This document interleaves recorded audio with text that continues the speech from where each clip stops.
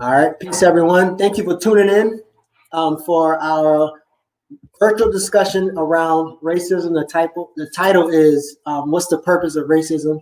We have a bunch of friends and family on this discussion, and how we normally do it, as most people know, we have pre-questions that's already set. So each of them will choose a question that they will answer. They have up to 3 minutes to answer a question, and after they finish, we'll have time for clarifying questions from each of the panel people or people in the audience. You can type in your clarifying question. They'll have up to 7 minutes to answer those clarifying questions. So everybody get at least 10 minutes. You don't have to use the whole thing. And so what we'll do is we'll start with Jason. We'll then go to Miss Kate. Then we'll go to Larry, not this Larry, but the other Larry. Then Jenny, then Mr. Milligan, and then as the other people fall in the group, we will go to them.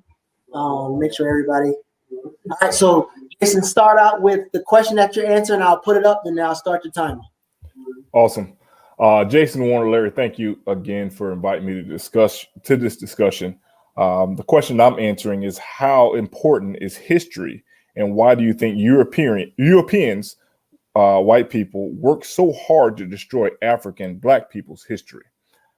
History is important when you look at any discussion, right? And part of it is because it's his story. I think we need to focus on what the truth is versus his story.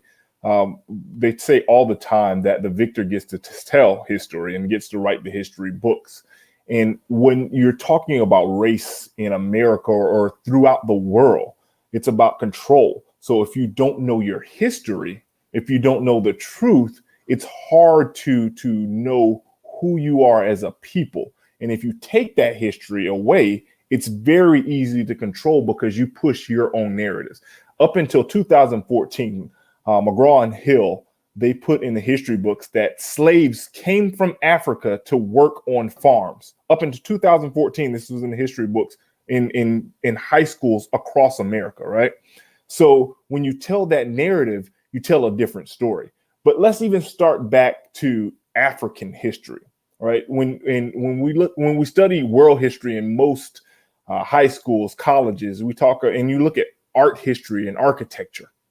You think of the Greeks who discovered the columns and the arches. But if you go to Egypt today, there are arches that were built 2,000 years prior to the arches in Greece and Rome. There are columns that were built 4,000 years. And this is not something that I'm making up. This is something I've been there and touched. But if you don't study that history, you're doomed to follow in a path of what his or whomever wrote that is going to push for you. So from a system, which racism is, to control people, it's important to be able to control that narrative. You don't know who you are. You don't know that modern plumbing was invented thousands of years ago in Africa. If you say that the people in Africa were savages, all you know is what the history they told you.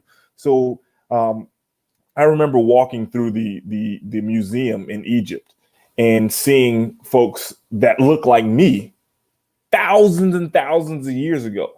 Like the first pharaoh was as dark as I am. But history will tell you that they are as light as the whitest person in the world, right? So if you want to control people, you control their history. If you want to control a group, you control what they think is true or not. It goes religion, it goes with any type of culture. And at the end of the day, an ism, which racism is a system, and systems are used to control. All right, thank you. All right, you have 30 seconds. You want to drive any point home, or you want to go straight to the question? Just understand your history. I'm open for the questions. All right, perfect. So at the as what's up, Asafo? As he's finishing up that, do we have the first clarifying question? All you have to do is raise your hand if you're there, and I can choose you, or if you're commenting, just comment your first question, your clarifying question. So Kate, go ahead with your clarifying question, and as you ask the question, when he starts answering, I'll start at 7 minutes. Go ahead, Kate. So Larry, as a mother who has two young children in the public school system, how would you go about, or what would you suggest we be sure to do so that their history is more accurate and inclusive than what is taught in the public school systems? I will say that my younger daughter right now has a unit on African history, so that's new. She is in 6th grade. But I'm just curious if you could let us know, given how important history is, give some resources perhaps to those of us who have young children. You know, one of the things I tell anyone when they're studying anything is to solve for why, right? Why are they telling me this? If it doesn't make sense, we have to, and for any of us who've done research, right? Most of us have to do multiple fact checks. So we have to have 3 or more sources when we're creating some a research paper or different things like that. And that's part of what we have to do. We have to ask those critical questions of why. Does this make sense? And why are they telling me this in this in this scenario? And the other thing I tell you, do the most valuable thing that you can do for your children is to travel, is to get up and go to that place, right? Because if you think about even the history of Cuba, and it's a divisive conversation. But they don't tell you that what Fidel Castro was doing was trying to make the country more fair. But when someone takes something from someone else, they don't feel like it's fair to them. But what Fidel Castro wanted to do in that time was to make the government in Cuba fair for all Cubans. That means fair for Black Cubans and white Cubans. However, there was a system very similar to American racism in Cuba. And what Fidel Castro said, if you can't do it on your own, I will balance the wealth. However, now he is deemed as a monster, a dictator, and different things like that. So there's multiple sides of the story. So don't get me wrong. There may have been some things that were negative that he has done. But if you travel, if you speak to the people that actually live there and go in those experiences, I think that's for all groups, for all cultures. If we want to understand Native American history, if I want to understand literally white American history, Confederate history, and why they feel so passionate about that, I have to engage in a way that's uncomfortable for me, but to really have some understanding, right? And will I agree with everything that their belief system, but I can't change facts in true story, right? Not his story, not her story, but the truth. So it's important as we grow our children is to immerse them into different experiences that will allow them to ask why, to question things, to, if you're saying from even religion, if we're saying that that the first people were in the Garden of Eden, right? Ask where that is. The only river that flows north is in Africa. It's the Nile. And it starts right outside of Ethiopia. So based on that book, and even to that, why are we pushing a narrative of something that is 2,000 years old and mankind is 300,000 years old? What happened prior to that? What happened 297 years prior to that? Is everything false, bad, wrong, or indifferent? Not saying who believes what, but what happened. We can't erase that part of the history and start from just 2,000 plus years. Another clarifying question. We got 1 minute and 30 seconds left for Jason. All right. Okay, thank you for that. All right, thank you, Jason. So we are going with Ms. Kate next. Just tell us the question that you're answering, and then when you tell us, we'll put it up and you start answering. I took on question number 4. The way it was phrased is, are white people racist? White people are racist, true or false? The majority of white people are racist. this is a difficult thing to examine as a white woman who wants to actively participate in social justice. If we define racism, if we use Ibram Kendi's definition of racism, which is, it is a system, as Larry said, incorporating laws and written and unwritten beliefs so that one group of people is given more resources than another group of people and made to feel superior in their thoughts than another group of people, and benefit more than another group of people as the laws of the land, then we in America would have to, I believe, say that indeed the majority of white people are racist. I don't say this because I believe the majority of white people are walking around with terrible thoughts about Black people and wishing harm.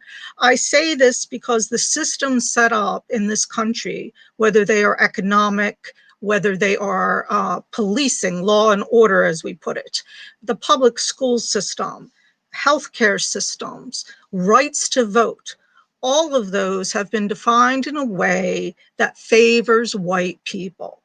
And I think that's very obvious that we live in an apartheid system. Maybe it wasn't quite as outrageous or egregious as what we saw in South Africa, but practically.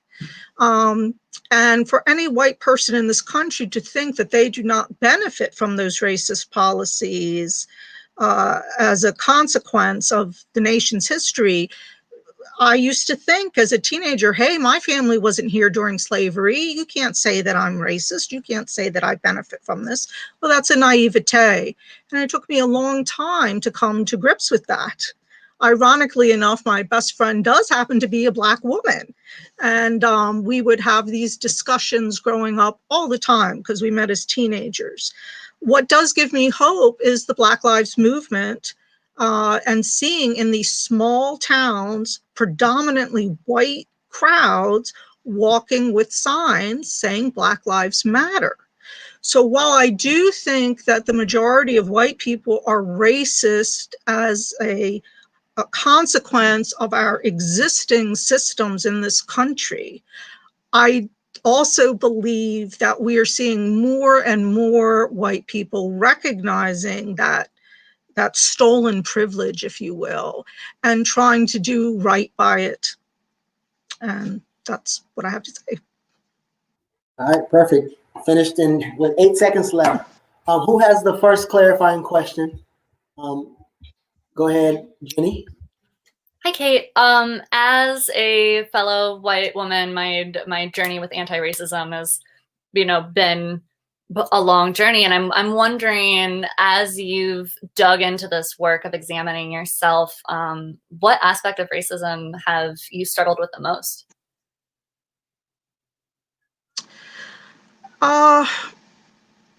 Probably my realization that I could not stand just as a witness. I could not watch what was happening and say, well, because I have Black friends and because I support Black businesses and artists and, the like, that I then am really an anti-racist activist. And recognizing that it simply wasn't enough, that I have to put myself on the line, just like anybody else, whether it is through the protests that we see, whether it is in the form of stopping a colleague at a workplace and saying, you know what, I don't feel that way about Black people. I think what you're saying is a load of crap and you've been brainwashed your whole life. And I refuse to listen to it anymore. And if we are going to continue to have a professional relationship, I won't accept that from you. Whereas, when I started my career, I would sort of stand silently by and not say anything. So that was what I struggled with the most, instead of being a witness, being an activist, if you will. Okay, go ahead, Jason. 5 minutes. Would you say, and from I guess from a clarifying statement, would you say that the majority of white people participate in racism, the system, or are actually actively racist? And based on the question, I think is a little two different things. Yeah, that's a great question. You know, one of my dearest friends was murdered last year, just over a year ago, just being a Black man in a Black man's skin. And earlier than that, he had leased a car, and the interest rate that they gave him for the lease of the car versus my own, it was not double, it was like triple or quadruple. And I couldn't, that to me is when I think you don't even realize you're participating in a racist system. You know, you just take certain things for, you just don't even realize how much harder it is for my buddy than it is for me just to exist. The constant stresses. So I think a lot of, I do believe that many Americans are white Americans inherently do not wish harm upon Black people. But because they don't recognize that they are part of such a deep systemic system, that you know, all men were not created equal, and our founding fathers wanted to ensure that they had certain rights and privileges that would not be challenged. I think for some people that's just a very harsh reality to have to address. Did I answer your question? Pretty much. I just was trying to figure out if we're more participating in the system or actually racist, right? So racism or racist, right? Participating passively in benefiting from racism versus actively being racist. Well, I think in some ways they're one and the same. It's too easy to say to ourselves, well, because, you know, I'm not running around the streets calling Black people derogatory names. You know, I'm not shooting innocent. I'm a judge on a bench giving a Black man who committed a similar crime as a white man a sentence that's 4 times as long. Things of that nature. I think it's not enough to be silent anymore. I think that because the system benefits you, you are racist. And until you take action, until you take some kind of action to acknowledge and try to change the system, you're racist. I mean, it hurts to say it, but.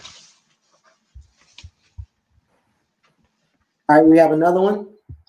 If not, I got one for you. So, and one of the reasons why this conversation is so important is because, again, sometimes we think about symbolism and not know that all behaviors have some kind of economic implication, right? There's a purpose for everything, right? And so what racism achieves is hegemony, domination of the other group. So earlier you said something about like, whoa, I didn't own any slaves or enslaved people, which we should say. So I'm not whatever. But can you tell me, is it hard for people to understand the difference between the structure that intentionally not only criminalize but oppress a group of people, right?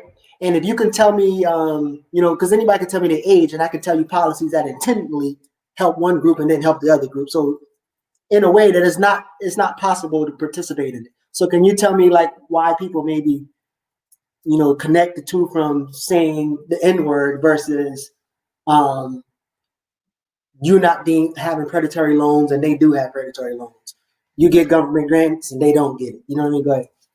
Well, and this goes to something that I expect you know much more about than I do, given the number of books I've read or not read, which is that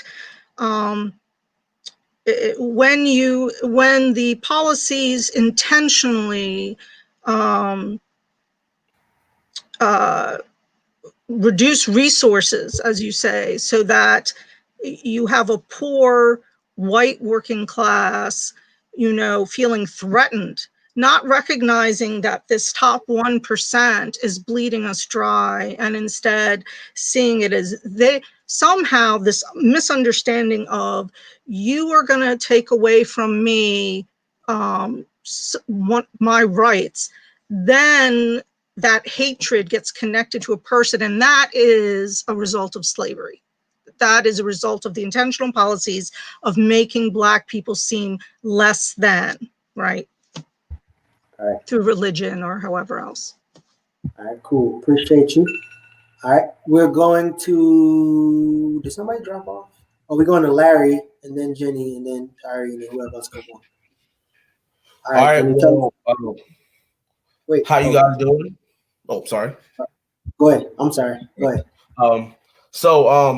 I had question 5. That's define racism and tell us how you think it works. And I want to go in a way that I don't think people think. Real quick, slow down. Real quick. I think, Larry, we're having some feedback issues. And I don't know, sometimes It's like the moving of the, so you might have to keep still. Sometimes that might depend on if you're on your phone. I think the phone acts crazy if you move and whatever. So maybe, but I'm not hearing feedback. So go ahead. Say it again. Say something. Feedback? Are you hearing feedback? Not now. It's good now. Okay. So I said that racism is hate that has been completely normalized. I believe it's used to justify the actions taken to fill the void in other people's lives. When I say it like that, a lot of people are like, what do you mean? I'm talking about that void that I think that is in everyone's hearts. I think everyone in life has some type of desire to want more, to want more than what they already have, and they want to find a way to gain that. And you see it every day here in 2020 with how life is going right now. You see it every day. You see people arguing over politics. You see them arguing over religion, relationships, your sexual preference. You see it every day. The difference is with racism versus just normal hate is racism, I don't believe has ever been stopped or fully shown to be told no. So we going back from generations from. Can you hear me? Yeah.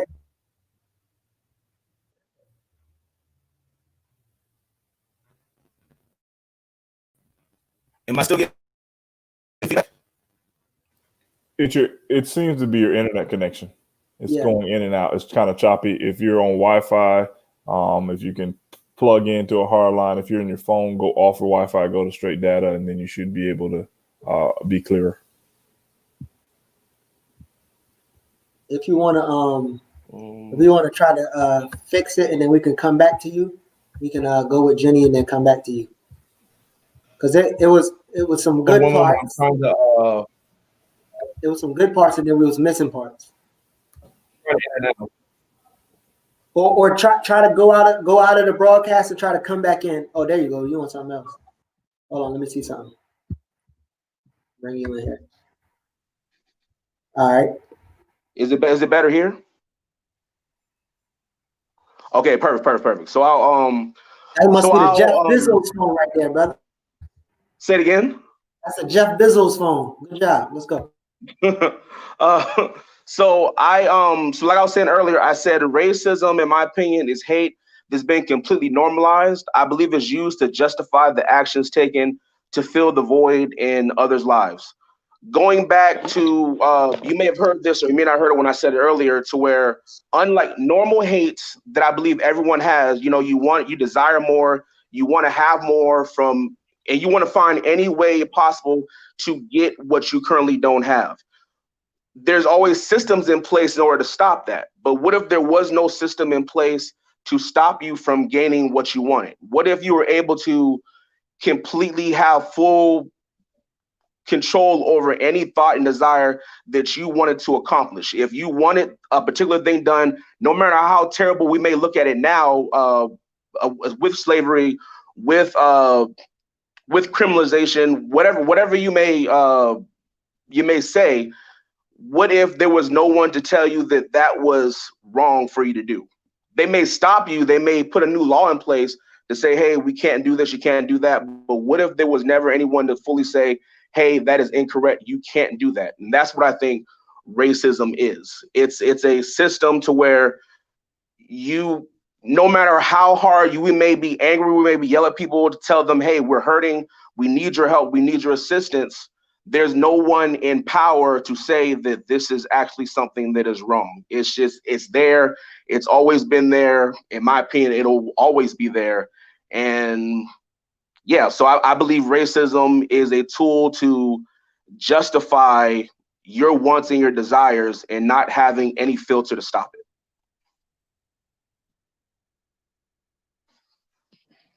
You got 50 seconds. Any final points, or you want to go straight into the questions? You're gonna have a lot of questions. I can tell you that right now. Yeah. I'll go straight into it because, especially now that I have actual connection, go straight into it. Yeah. All right. So I saw Jason. I got a question. Who else got a question? All right, Kate got one. All right, Jason, go ahead. I know Sapo got one too. All right, go ahead, Jason.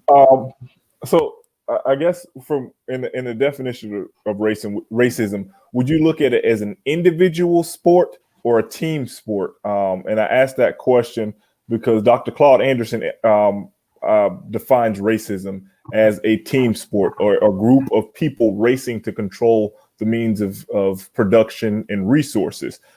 Based off of your definition, it seems like you were saying individuals because I don't like you or because I hate you. Yeah,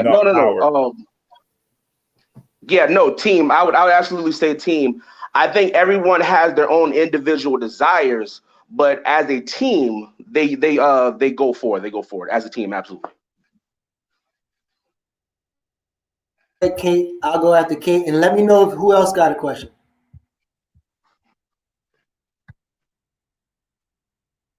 Sorry. You speak about racism as a way to achieve certain material desires. Am I misunderstanding you? Say that one more time. And that, are you saying that racism is a means for material desires to be realized? I believe that racism is used, that hate and that racism is used to achieve. Is to demonize us. I don't believe that a racist person thinks of me or anyone that looks like me as a person. I believe that we're property and we're a means to an end, to where what they want in this world, whether it be money, whether it be power, anything that they actually desire, racism is a way to achieve that. It's to demonize us, to look at us as a piece of property versus an actual person. It's a lot easier to justify doing whatever they want to towards us. All right. Do we have any other questions before I go? All right. So there was a couple cringeworthy words in there. You said something about, sound like racism and hate is innate. Everybody has it. But let me finish.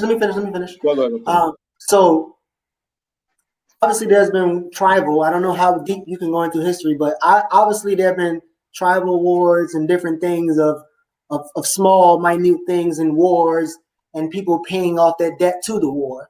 But in terms of hegemonic, imperialistic, parasitic, about 2,000 years old, right?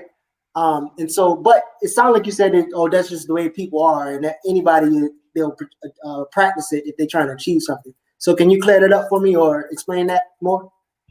Can you say the beginning part of that one more time, please? So it sounded like you were saying that hate and racism, or hate, it was innate. You said that it was normal, but then you said something like it was just something that people have when they want to achieve something. It sounds very casual and sounds like everybody has it. Here's why I said that I believe it and I hope you guys can still hear me as I'm on my phone here. When I hear everyone speak on race, I hear everybody use multiple terms, multiple definitions, but at the end of the day, I believe it is hate that has power. Hate that, and I don't believe that anyone can just be racist. I believe that only a certain section, white people, can actually attain that due to that power. Racism, I'm trying to think of the best way to phrase this. When I think of someone when I think of somebody doing something racist, I believe it is someone that is in a position to have power over all, can be able to do whatever they want to. I think everybody has thoughts of hate and anger, but I don't believe everyone can be racist. No one can, I can't walk up to someone and say, hey, I don't like you, and take authority over that person. I can't do that. It's physically, utterly impossible. But based off of the system that's gone on for centuries upon centuries, I believe that in that case, when you deal with racism, having that hate of others and hate of yourself, you're able to actually go forth and act upon the actions and the thoughts that you have within that hate. Does that make any sense? Anybody else? Yeah, I got a follow up if somebody else don't have one. Go ahead, Jenny.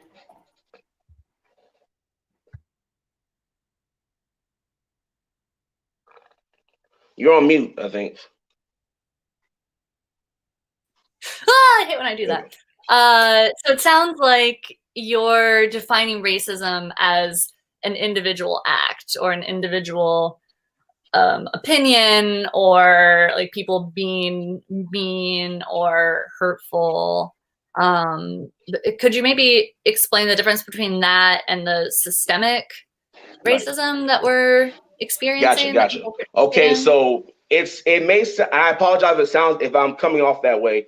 It sounds like I'm saying that it's an individual thing that everybody has that. When I'm talking about the individual portion of what I'm saying is I'm dealing that towards just hate itself. Hate itself, I think everybody individually can have hate.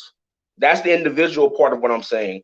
As far as with the systemic section, what I'm saying is that hate that everybody may have, paired with centuries upon centuries of group organized anger and fear towards gaining power and gaining wealth and gaining more from people and treating them like property, that is what racism is to me. To where it's years in. I'm trying to think the best way to word this. Going back to slave days, that is racism. You're treating us as property, and even now we're still being treated as property. Even people that say that they believe that, hey, I'm with you, I'm 100% behind the black cause. In my eyes, they still can't see that racism is still there. They may not necessarily have that particular that feeling or that notion, but that hate of wanting more, they physically can't see that. They can't see that they want. I'm sorry that I'm coming off like all over the place. They can't see that what they're trying to get and what they're trying to achieve is in a system that has been set up to look at us as less than. And over time, it's been that way since before any of us were alive. After all of us are gone, we're in a system right now that is set up on that power structure. All right. So appreciate it. So by the way, with these questions, when I ask questions, I do them intentionally, not only to teach ourselves something, but teach people watching. And sometimes we don't really have these kind of conversations, and we can't really I don't want to say articulate or defend some things. And sometimes when we say it, it probably don't connect, right? And so today we want to kind of get, after we have this conversation, these questions, we want to get a firm understanding of what racism is and actually what it achieves. And then, we can move forward as a group and individuals as well. So, turn was it? Was it Jenny's turn or Jenny? You already went, right? Nope. No, he was about to go when he was on. Okay, Jenny, go ahead and tell us what question and we'll rock out. Hey everybody, I'm Jenny, and my question is, how has the American government contributed to racism in America? And I posit that America itself is founded and exists upon racism. We tell ourselves this really great story, and we've heard it even from Obama and people who are just and fair and moving beyond race, about how we work hard and we come together, and now everybody who works hard can get what they need, and everyone's a good American. And the reality is that that's not true. The founding fathers, and even beforehand, introducing chattel slavery to the United States, did so as an efficient way to produce goods, to have labor, to exploit people at a very gruesome human cost, in order to benefit themselves and build that on. And so even though we have, life, liberty, pursuit of happiness, that was never intended for anyone except for white, rich, landowning men. It wasn't intended for Black people. It wasn't intended for women. It wasn't intended for poor people. And it's only because we fought that we've made any progress. But even in fighting, through the Civil War, everyone, North and South, has benefited from slavery. And the only reason that the North even went into it, because they were afraid of how the economy would work if the South completely succeeded. So, moving forward, the systems that we've set up from education and housing and the prison system and justice have all been formed in ways to inherently benefit white people. And the grossest part about it is we don't have to do anything, which I think is what is so complex about this whole system. It's so sneaky that just by living, I, as a white person, benefit immensely from the systems that are set up in place. And without understanding the history of why and how they were set up, it's very easy for me to kind of slip into that meritocracy mode of like, we're all Americans and just work hard, and why aren't you working hard, and why can't you do what I do? Not acknowledging the extreme wealth gap, and the extreme amount of trauma that has contributed to, the way that Black people in America are struggling still today. Slavery was so great that they put it in South Africa, and they used it as a model for Nazism. It's a very American institution, and even though we aren't owning people anymore, we still see those effects. All right, thank you. I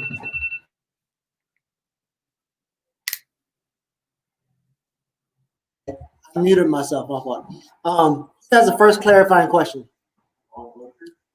Go ahead, Jason. Would you say that and thank you for your response. Would you say that the government not only is contributing to it because it benefits the government to continue this system, or is it contributing to it because it doesn't believe that it actually is an issue?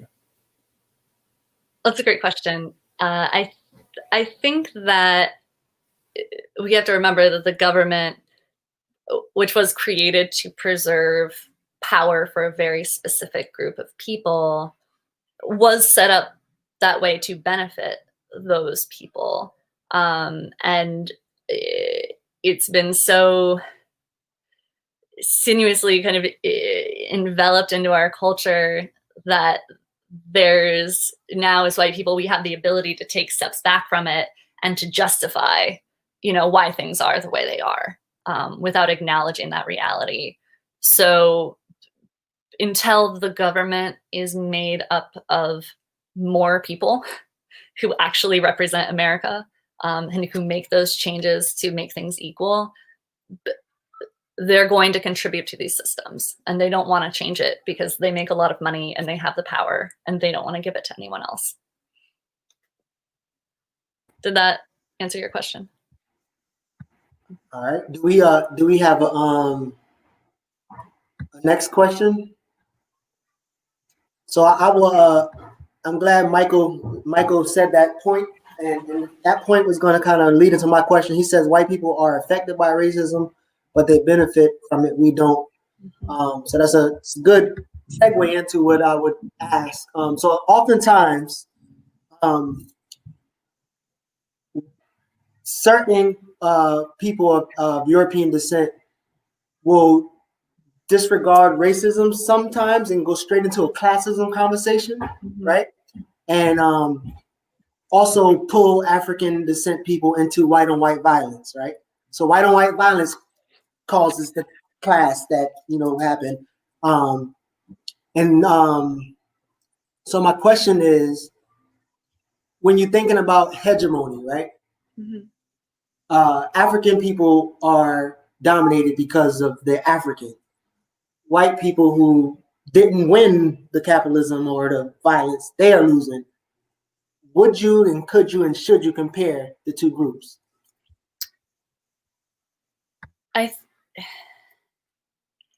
It goes back to this wider conversation I think we've started to have more recently about the intersectionality of privileges, right? And every single person has different levels of privilege or not privilege that affect how they go in the world. And unfortunately, race is sort of the biggest differentiator, right? And in unpacking the white knapsack and several other really, really great references, the moral of the story of privilege is that you can be a poor white person, you can work hard for what you have, but you have to acknowledge that you are starting way beyond the starting line for no reason of your own, for nothing that you did. And that's never going to go away. So while we can talk about, I'm a woman, I have a disability, I am not super, I have those intersectionalities as well, but I acknowledge that my whiteness above all gives me a huge amount of privilege, and it's my job to dissect that and do as much as I can to tear that down internally. All right, so we got 3 more minutes, and for the people in the comments, you can ask questions too to clarify what people are saying. We got 3 minutes. Anybody else have a clarifying question for Jenny? No. Okay. Oh, go ahead, Kate. I sort of got a little lost here. The original question was, does the government, how has the American government contributed to racism in America? Mm-hmm. Okay. Yeah, I got a little lost based on the conversation. I apologize. As someone who used to work in the U.S. government, in the International Trade Administration, you would see the power of money, and people who had money could buy time from politicians and get done what they wanted to get done. And so because of, I'm not supposed to be answering a question. I'm supposed to be asking a question. I apologize. Okay, I got it now. Sorry. Yeah. No, I mean, and that's honestly, we could have a whole discussion just on this one question, right? I was doing the research, and it goes and goes and goes and goes and goes and goes. We just scratched the surface. Okay. All right. Appreciate you, Jenny. So we're going to Asafo, and he's going to choose the question. And when he read it off and start answering, I'll start his time for answering. You got to come off mute, though. Okay. Okay. So thank you for organizing this, Larry. I kind of jumped on at the last minute. So I didn't prepare. I didn't even know the questions until I got onto the conversation. But there was one question that I would like to answer regarding history, the importance of history. If you could post that, Larry, and why it's so important for Europeans to distort it.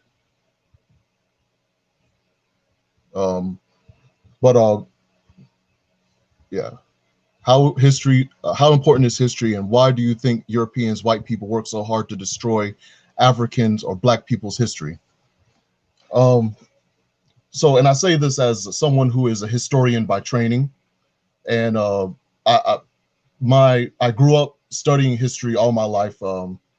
My uncle was sent us books all the time, and I was he was also a member of the League of Revolutionary Black Workers up in Detroit, Michigan. And he would always send us books, and my parents would make us read history. So I came in with a thorough kind of foundation of African history. My formal training in history is mostly European history.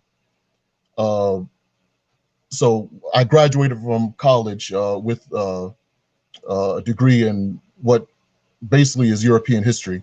But history is not simply the study of a collective of, or a series or sequence of dates and important men and important incidents that happen throughout the sojourn of humankind.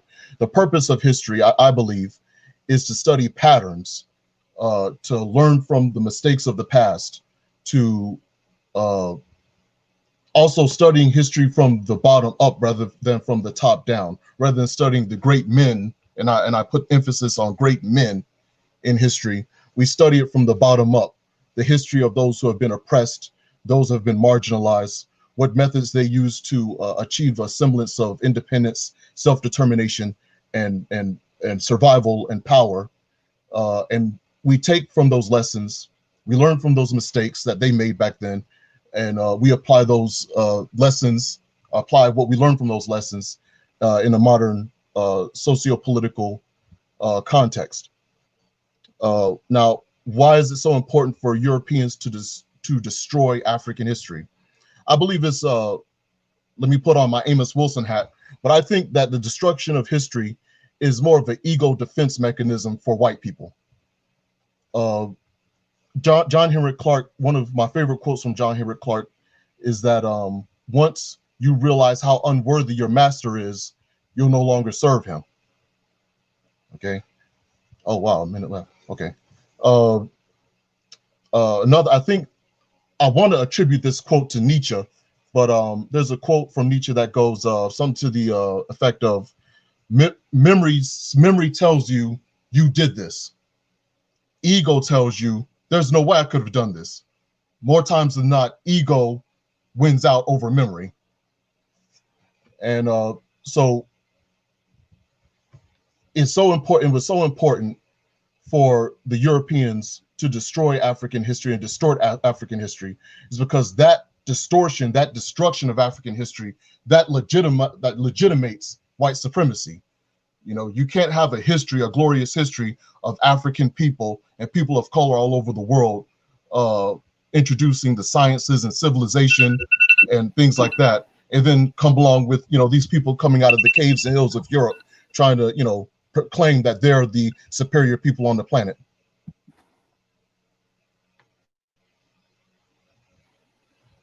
All right.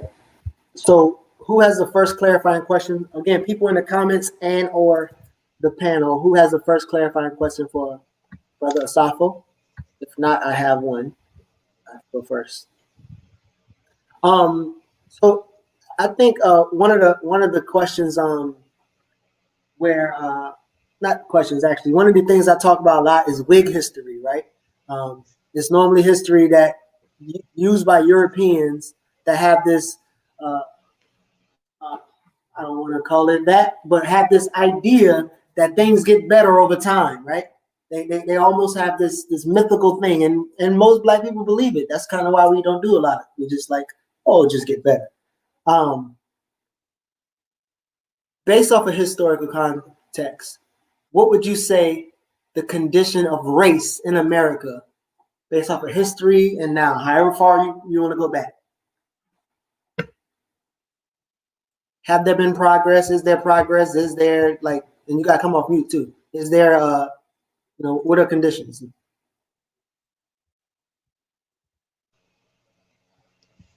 I don't think there has been.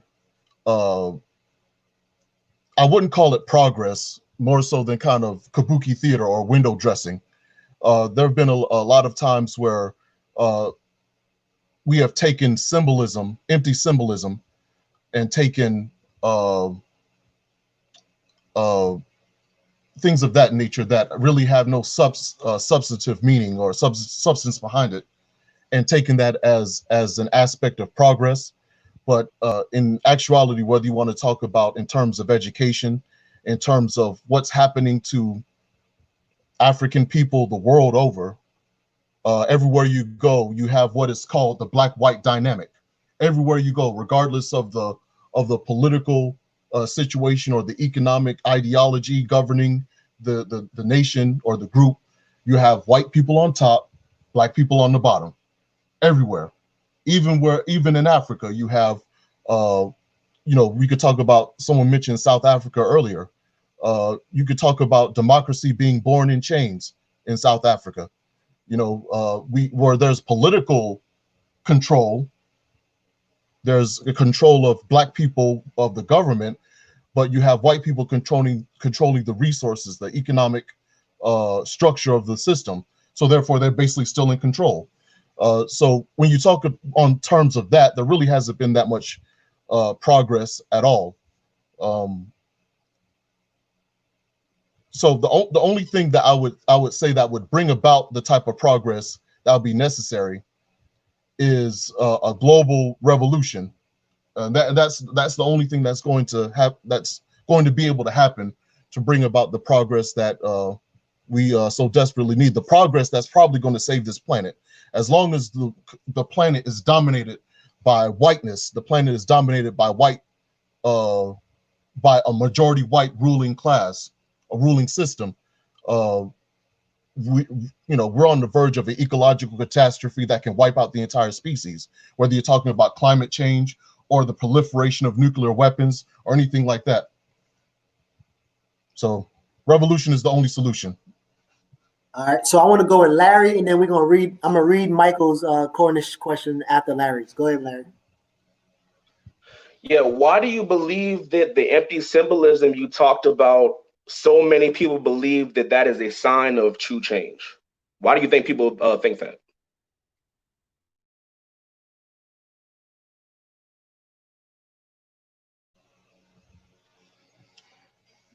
Well, if you look at, one of the hallmarks of colonialism is to give a little where it looks like a lot. And the colonial masters, what they will do is through propaganda, through various other means, is to make the little look like just the best thing in the world. So we have been fighting for a right to health care, but we got Obamacare. And through liberal propaganda, we're being made to believe, oh wow, this is just the greatest thing, and we need to go out of our way to protect it. And it's just wow. We could talk about integration in this country. We could talk about the right to vote. We can talk about the right to sit next to a white person in a diner. But what they don't tell you is that though you may have the right to sit next to a white person at the diner, the coffee that was once 25 cents is now $2.25. They don't have to put up signs saying no niggas allowed. All they have to do is just jack the rent up. Once the rent was $1,000 a month, now is $1,700, $1,800, $1,900 a month. Bye. So we're talking about. Oh, okay. I'll stop there. Go ahead. No, I want to get. I need you to get Michael question, and then you can get Jason question. And I know you're gonna love Michael question, so I got you. So I'm glad that he brought this up because I've been having this damn discussion. We've been having this discussion in the book club, in the tank, in the barbershop, down the block. So Mike said this, and he said something earlier. He says, how do they feel the impact would be if we separate from them? And he said something about not using local governments. Could you please speak about this mythological concept of Black folks pulling themselves up by their bootstraps, right? And I pause your time, so I'm gonna let you speak. Black folks pulling themselves up by their bootstraps, and forgetting the fact that all other groups receive government funding. The white middle class was built by government funding, and Black folks expect to continue to pay. I ain't gonna say that first. I'm gonna say this first. Every institution that white people have, Black people pay for with blood, effort, and tax dollars. So why would we still pay tax dollars and not control how those tax dollars are being spent? Can you please talk a little bit? Don't go too long. Go quick so you can go to the next one about that. Please go. Yeah, the whole pull yourself up by your bootstraps mythos is just that. It's a myth. There's no reality to it at all.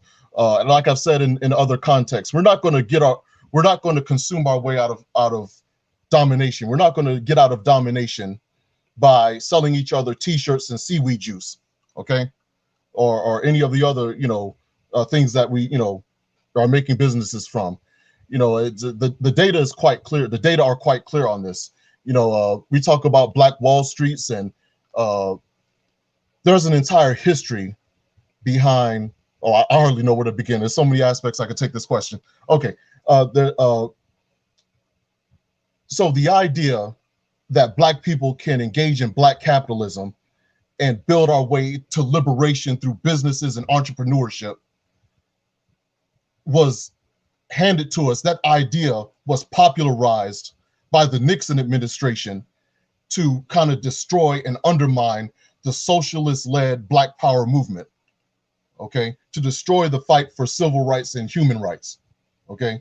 So Nixon and the government and the ruling class knew back then what we have failed to realize now, that if we're talking about separating and building our own thing, basically we don't have enough money and resources to do it.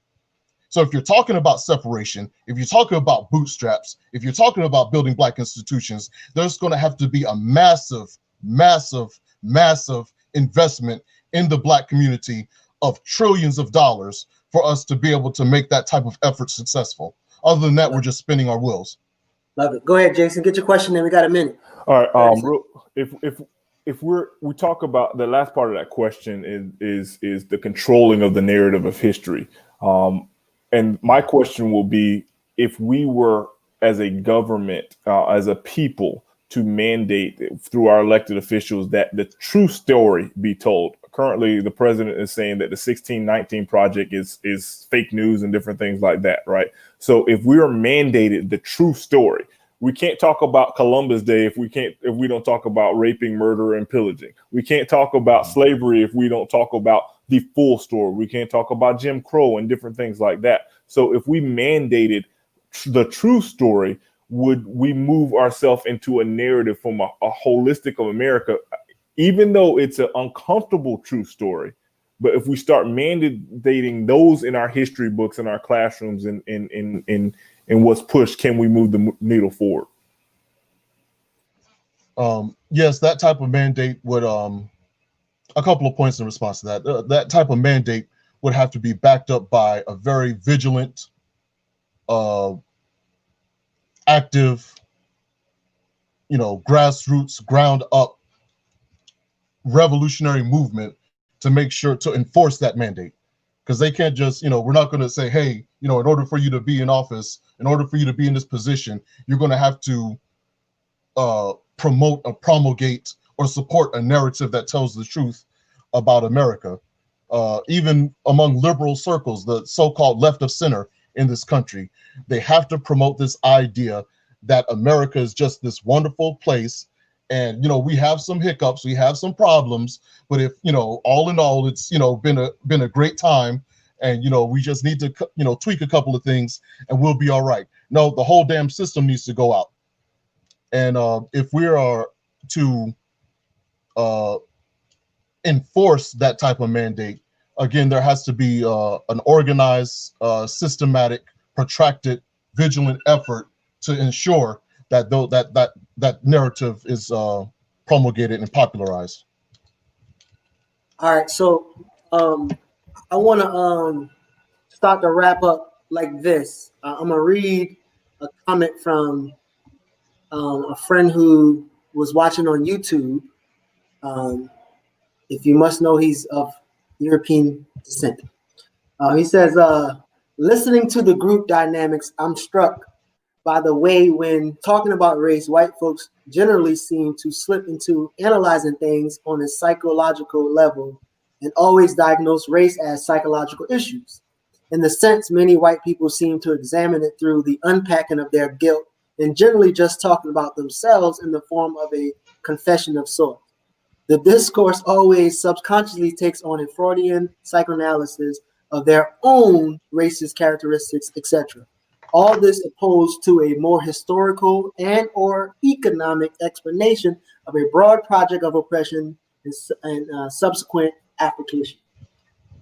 A great addition, and I want y'all to finish like this.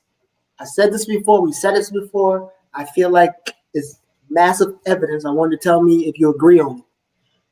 Racism is a tool of Europeans to achieve hegemony. Hegemony is to dominate the other psychologically, economically, politically, socially, and or culturally. And every white person, European person in America benefit from it and participate in it, period. Would you agree with it, disagree with it, and quickly tell us why? And now that's how we're going to wrap up. We can start with Jason, Jenny, Kate, Larry, and finish off with Safo. Well, again, thank you. This is a fruitful discussion. And I would say, yes, I agree. And part of that goes into that definition of racism, right? It's an ism. It's a system like capitalism, like socialism, like sexism. It's an ism. It's a system to control, to manipulate, to keep a group in power, right? So part of this is racism is part of that capitalistic. It's like it's the twin brother too, right? With capitalism, racism allows you to move the people in power that much further. And if once we understand that these are systems, we can work to break down the system. But if you think it's about individuals, if you think it's about a feeling, if you think it's about hate, it ain't got nothing to do with hate. It's about who can win and who can win first. The reason why Black folks don't win in racism because we don't participate as a group to capitalize on any opportunity that there is there. The system has been created in such a way that we have been separated so much. Even if we wanted to benefit, we're not a team. We're playing this thing like it's golf or individual tennis. We have to get this 53-man roster and get down that football field together. And until that happens, we're going to continue in this process. Thank you, brother. Go ahead, Jenny. Come off mute. I was really invested in Jason's answer. Can you real quick re-summarize the question? So I'm saying racism is a tool of Europeans to achieve hegemony. Mm-hmm. Hegemony is to dominate the other, in particular African people, psychologically, economically, socially, politically, and culturally as well. And that's something that they have been doing against Africans. All those domination levels of violence as well. Since they've came in contact with African people, and everybody that's European benefit from it, perpetuates it, etc. Yes, absolutely. And there's been a lot in the comments. Michael, I really appreciate you. There's been a lot of good stuff happening up. But as a participant, it's from this side of the fence, yes, absolutely, and it's baked into everyone's psyche. right? And it's this like pulling out the matrix and waking up and then constantly reminding, because it's so easy to slide back into it. And only by, what was really interesting was one of the articles you sent, or the videos that you sent before this discussion, the professor who was talking at Howard, and how she was relating African spirituality back into oppression and power, and how and how the European sense of lacking wholeness meant to always be trying to consume and always be trying to find more and to have what African people have naturally, and to do it in this really twisted way. And that I think like trying to accumulate power is to make wholeness. And so you have capitalism, you have hegemony, you have all of these things and a desire to be whole. And that's just, until we admit it, until we look back and we look at it in the face, we're not ever going to be full. None of us. So yes, 100%.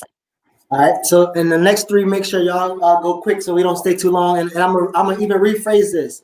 The same woman that you talked about, her name is Nana Marimba Ani. She's one of the most beautiful leaders that I know right now. She's helped us redefine words. Like, for instance, our experience here is the Mayafa, right? Great disaster. If you try to compare the Mayafa to any Holocaust, you should be kicked in the nose, right? But we'll talk about that another time. But she also create three words.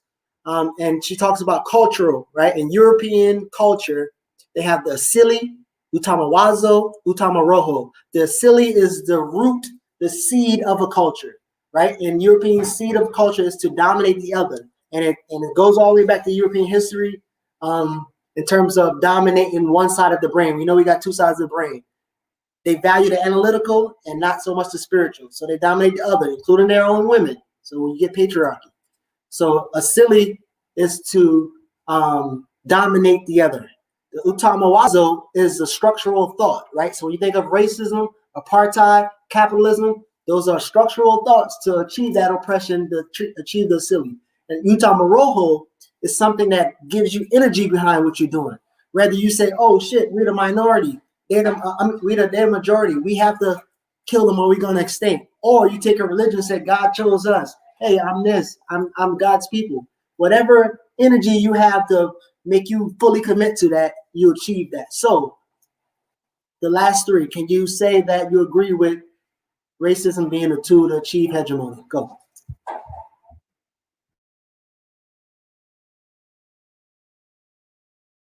Kate, then Larry, and then Asaf will finish us off. Go ahead, Kate. Yes, definitely. To think otherwise is to be naive. The Portuguese, in fact, had to hire someone from the Jesuit to justify what they were doing because it did fly in the face of Christianity when they began the slave trade. So it is about creating a control of resources, and the Europeans branched out looking to find more of these resources. And those resources included people, unfortunately. And so, yes. Ahead, Larry. Yeah, so to kind of clarify, because thinking back, I didn't make that clear at all. I agree with everything that was just said. Going back to what I was saying is when I said hate, I wasn't referring to hating other people or hating things. I was referring to what was said earlier, was hating yourself and hating what you don't have. And I was thinking about more of not feeling complete inside, to where you have that hate within you, to where you need more, you seek more, you want to actually push to try to get more. If that makes a little bit more sense. And I 100% agree with everything that was just said. All right. So Safo, take us home. I really don't sure if you. I'm really not sure if you want to end with me, but be that as it may, I'm going to say what I wanted to say. But so yes, I believe that all white people are racist. I believe that this is an issue of, obviously an issue of European hegemony. Now, as to why they have done what they have done and why is there racism and why is there white supremacy, I have to go back to Amos Wilson. The white man, the white race does what it does to the black race because it can, because it has the power to. You know, I quote Kwame Ture, you know, if a white man wants to lynch me, that's his problem. If he's got the power to lynch me, that's my problem. Racism isn't an issue of attitude, it's an issue of power. And I want to end with one of my favorite quotes from one of my favorite books, The Destruction of Black Civilization by Dr. Chancellor Williams, who is a prolific historian, sociologist. And this is more of a sociological work more as much as it is a historical work, because this is basically a collective of case studies about interactions in African history and how those civilizations and societies were destroyed. And he says, in his conclusion, he says the following, quote, "The necessary re-education of Blacks and a possible solution of racial crises can begin, strangely enough, only when Blacks fully realize this central fact in their lives. The white man is their bitter enemy. For this is not the ranting of wild-eyed militancy, but the calm and unmistakable verdict of several thousand years of documented history. Even the sample case study of 10 Black states in this work shows that each and every one of those states was destroyed by whites. Facing this reality does not call for increasing hatred or screaming and utterly futile denunciations. Far from it. For all these shouting, emotional outbursts by Blacks are in and of themselves indications of weakness, because they becloud the mind and prevent the calm and clear thinking that is absolutely required for planning if the race is to be saved from final destruction." Love it. End quote. So this is the idea of power. And if we're ever going to stop white supremacy, we're going to have the power as a group of people to match the power of white supremacy and neutralize that power once and for all. My brother, I appreciate you. So I'm so appreciative that you used the word enemy, but I also want to play this clip as we close out so that we can be clear what he was saying when he said enemy, and that if you feel some type of way, maybe this last minute might make it clear to you on the confusion that we have. By my good brother, Baba Dr. Some foolish people out here who look at their personal relations with white folk, and they have good white friends. And I'm not doubting the sincerity of the friendship. Not at all. Not at all. I do not doubt that Blacks and whites can be truly friendly, and we should be friendly as people. And I don't see any problem with having those friends, you know. But do not confuse your personal relations with the relations between groups. Do not always assume that the dynamics that determine your personal relationships are the same dynamics that can be used between groups. That's a serious error that a lot of people make. I live by the code, that's my eye. Whipping vegan food up in my pot. Why they claim I acted so unruly? Cause I'm listening to while it move Rudy. All right, y'all. Appreciate y'all for coming through, being a part of the discussion. It is recorded so you can watch again. Any other conversation that you want to be a part of, make sure you just chime in and you can be a part of it anytime. Everybody, thank y'all. See y'all later. Thank you.